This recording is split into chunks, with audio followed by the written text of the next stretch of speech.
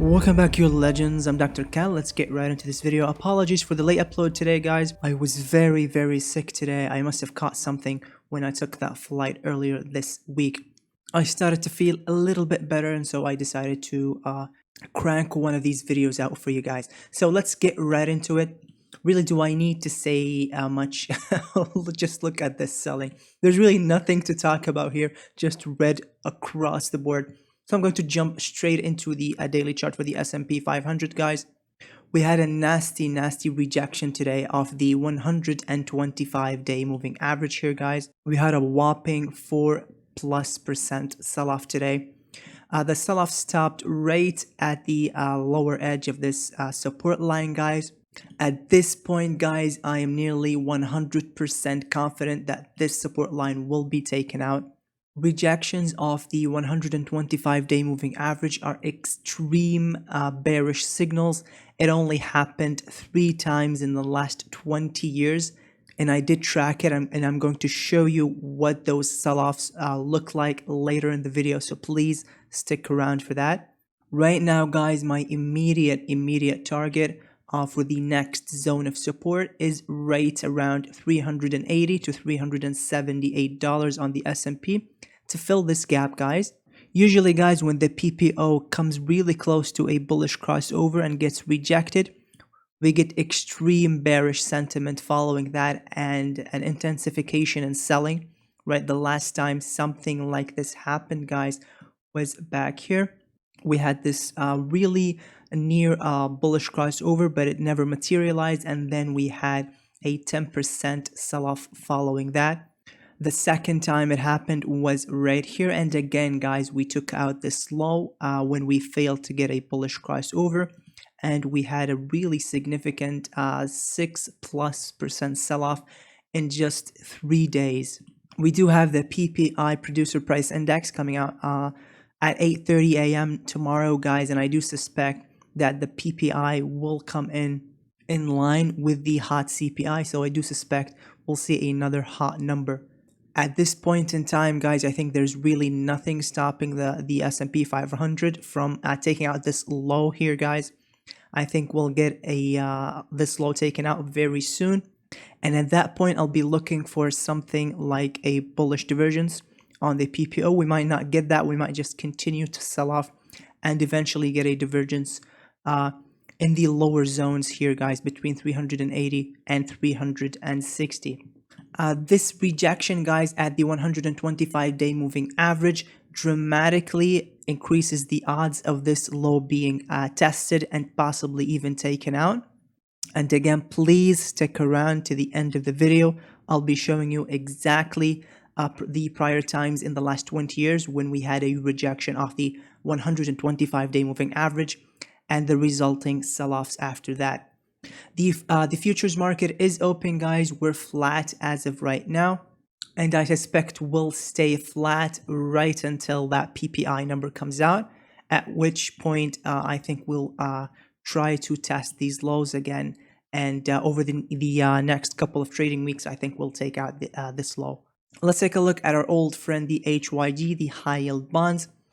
And remember, guys, I did talk in my last 2 videos about these indecision candles, these bearish dojis, and I did say that they do not look anything like these massive bullish candles that we've seen in the S&P, and that was a warning sign that big money was not as bullish as dumb money, okay, where the S&P 500 is considered dumb money and the bond market is considered the smart money. And so smart money really did not confirm the bullishness in the dumb money market, and that did warn me that a sell-off was coming. We did not get a typical divergence. I did not see a typical divergence, but we did get a couple of indecision dojis, and it looked pretty bearish to me, at least. I think there's a very good chance that the HYG will take out these lows, just as the S&P 500 takes out these lows. If we see the HYG actually hold these lows and not take them out, and we see the S&P 500 take out these lows, we might see something like this, right? Where the S&P 500 and the HYG create a divergence, and if that ends up happening, that will indicate a small bounce to the upside. But so far, guys, I don't think we'll see something like that. I think the HYG will continue to sell off and take out this low.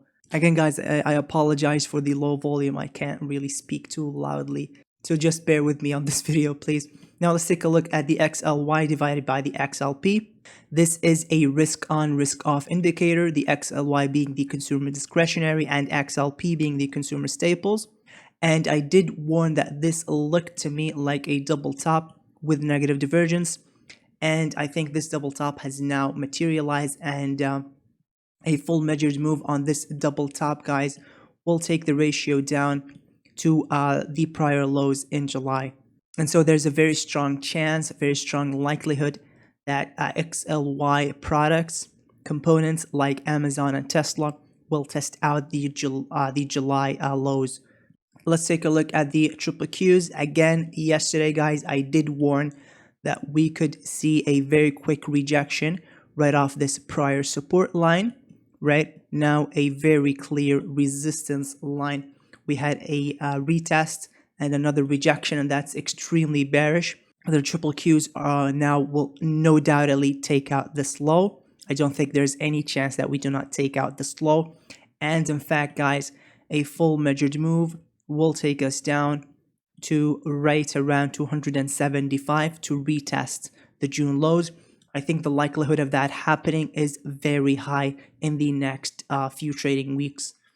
Let's take a look at the VIX, guys. The VIX did warn us yesterday, right where we had the S&P 500 rally and we had the VIX rally. We don't like to see something like that happening because the VIX, guys, is a byproduct of put premiums, right? When put premiums move up, the VIX moves up. And put premiums only move up sharply when there's very large volumes of hedging taking place. And so as we've been seeing that rally, really strong rally in the S&P, right? We left a couple of gaps, very strong rally. The HYG did not confirm that bullishness, and the VIX did warn us that there was a lot of hedging going on. And that indicated to me that there was no faith in that rally. The VIX still has a lot more room to move to the upside. We do have this resistance line coming in at the 32 level on the VIX, and I suspect we'll see that a resistance line getting hit as we retest the June lows pretty soon. Now let's take a look at the dollar index. Something is wrong with my charts, guys. Just look at this. I don't know what's happening with TradingView, but something isn't right with these charts. Anyway, the dollar index did rally very sharply today off the hotter than expected CPI. But we're still seeing a negative divergence here, guys. This negative divergence can be taken out, especially if the dollar continues to move to the upside. This negative divergence can be taken out. And so far, we do have this negative divergence, right? We had a higher high on the daily chart and a lower high on the PPO. And that did materialize in this pullback. So this divergence might have already played out in this pullback, and we might now see new highs on both the PPO and the dollar index. We'll see. I'll follow this chart very closely for you guys. And as the dollar index shot up, gold is now selling off. I'm so thankful that I did not initiate my position. I was waiting for a bullish crossover on the PPO, and I did say in my last video that if we do get that bullish crossover, I'll start my accumulation strategy.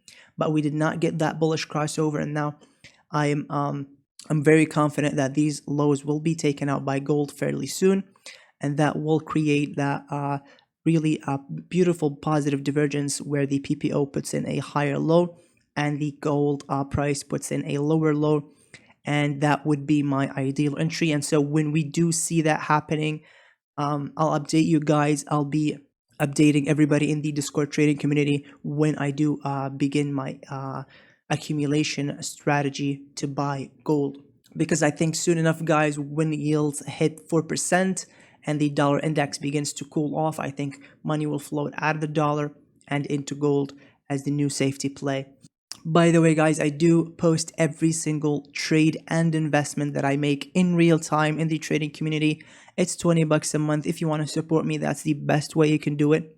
And you get access to a lot of cool trade ideas, trade setups, real-time technical analysis as well as real-time access to my trading activity.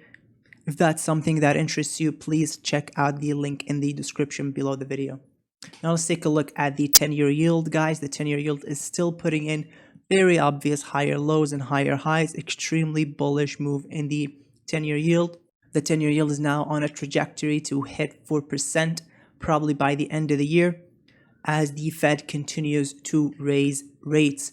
The 2-year yield looking even more bullish. And I did say in the last video that we didn't even have a bearish crossover on the PPO. And that was a very, very bullish looking at chart.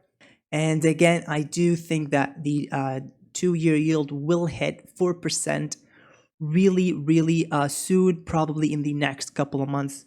Yields are very important to track, guys, because as long as yields continue to move up, the dollar will continue to move up, and stocks and gold will continue to move down, as well as commodities. And so we track yields because it's somewhat of a risk on, risk off indicator. And as long as yields continue to move up, the market will have to remain risk off. This is the SOX, the Semiconductor Index, divided by the triple Qs. I did read in the comments that somebody wanted me to look at the Semiconductor Index. And as you all know, guys, semiconductors are my favorite sector. And I've been waiting for quite a while now for a retest of this 200 weekly moving average and a retest of this support line to begin accumulating more AMD and NVIDIA shares. I did buy some NVIDIA shares at the $137 level just a couple of weeks ago, but I'll be accumulating more as we hit this support line probably fairly soon. We'll probably see that happening fairly soon. Now let's take a look at Apple. What an ugly looking massive red candle here, guys. This is not a surprise to me. I did say the last couple of videos that Apple really has a date with $150.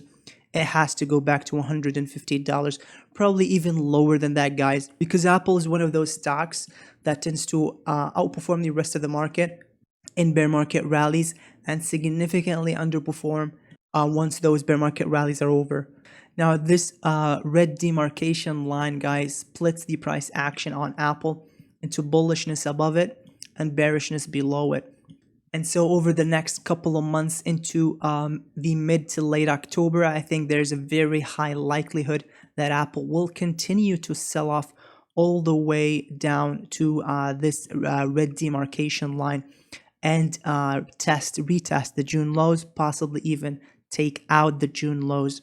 Let's take a look at Tesla. Tesla, as expected, is getting rejected right off this resistance line that I talked about the last couple of days.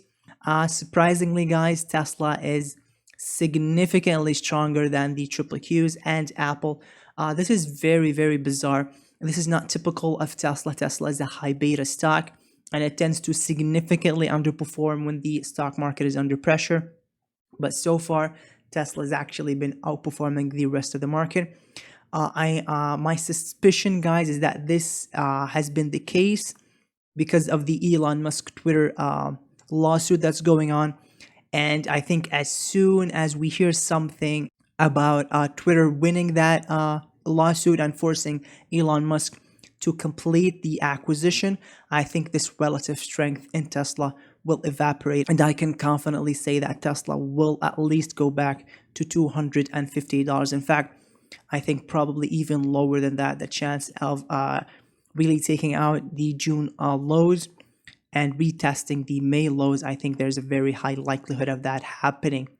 I think the weakness in Tesla will start to show up in October once we get that lawsuit underway.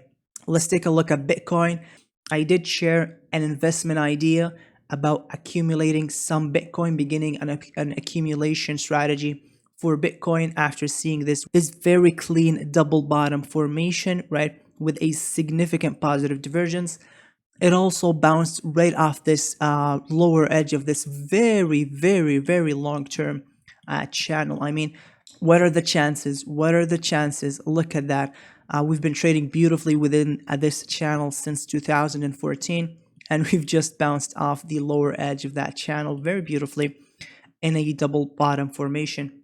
Now, this doesn't necessarily mean that we go to the moon from here, guys, on Bitcoin, but I think more and more buying will come into Bitcoin at these levels.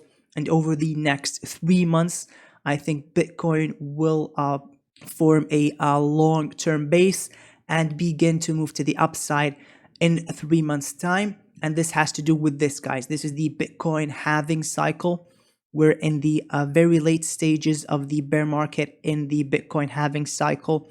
Now, if you look at this, this is at the 850-day mark. And usually Bitcoin begins to move to the upside right around the 950-day mark to the 1050-day mark, right around this window here, guys. So we do have a 100-day window to accumulate Bitcoin for the long term. If you're a long-term investor like I am into Bitcoin, I think this is a reasonable place to begin deploying an accumulation strategy. Now let's take a look at fear and greed. We're back in the fear territory. We had a very sharp rejection of the 125-day moving average. Now, guys, if you've stuck to the end, thank you, first off. And second of all, I want to show you what happens now after we reject off the 125-day moving average. I went back and I tracked the last 3 times that this happened, and it's not pretty. It's not pretty at all. And I'll show you what I'm talking about here, guys. Let me pull up the daily chart so you guys can see what these rejections look like. Right here, guys, we had a rejection of the 125-day moving average with a very, very sharp sell-off that came after that. And when that happened, guys, we really had that waterfall sell-off in the 2008, late 2008 China-US trade war situation. And this resulted, guys, in a 16% sell-off in just, look at that, just 20 trading days, less than 20 trading days. In fact, let's see, 14 trading days, 3 weeks, we sold off 16% in just 3 weeks. Now let's take a look at the prior time that we had a rejection, and we have to go back to 2010 to see what it looked like. Look at this, guys. We headed up to the 125-day moving average, and as soon as we rejected, we had a massive and quick sell-off, a 10% sell-off in a matter of 2 weeks, 10 trading days, 15 calendar days. Now let's go back to the prior time that we had a rejection of the 125-day moving average, and it was in the 2000 to 2003 dot-com bubble bear market. And as soon as we had that rejection, guys, of the 125-day moving average, we had a 20% sell-off in 50 calendar days, 32 trading days. So really the median sell-off is 15, worst case scenario is 20, and best case scenario is 10%. So let's take a look at what that would look like, guys. 10% would take us down to test the June lows. 15% would take us down to 350 to test the 200 weekly moving average. This beautiful, beautiful a dark blue line, right? I think a lot of people will be waiting for that to happen. Really take out the June lows, form a beautiful divergence, right? We have where we form a double bottom formation, take out this prior low, and on the PPO form a higher low, and that would be the ideal entry to get back into the market for that November-December holiday rally. Now let's take a look at the economic calendar, guys. We do have the PPI coming in tomorrow, right here, guys, at 8:30 a.m. And Thursday we'll have the retail sales. Next week we'll have the Fed meeting, the FOMC meeting coming in on Wednesday. So we do have a lot of economic events coming up that will drive volatility. And so be very careful out there, guys. Thank you so much for watching, and I'll catch you in the next one. Bye-bye.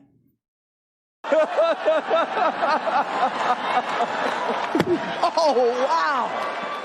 Wow.